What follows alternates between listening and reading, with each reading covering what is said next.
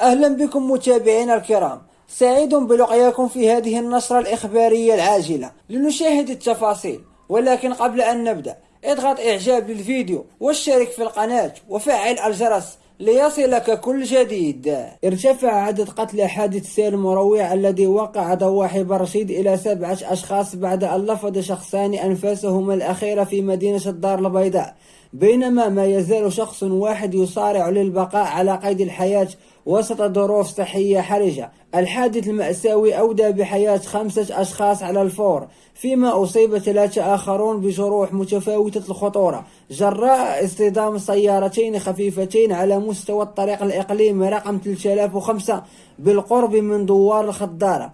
ويجرى التحقيق الأولي للكشف عن ملابسات وظروف الحادثة من قبل عناصر الدرك الملكي التابعة لسرية برشيد لتحديد المسؤوليات وتطبيق العقوبات وفق توجيهات النيابة العامة المختصة.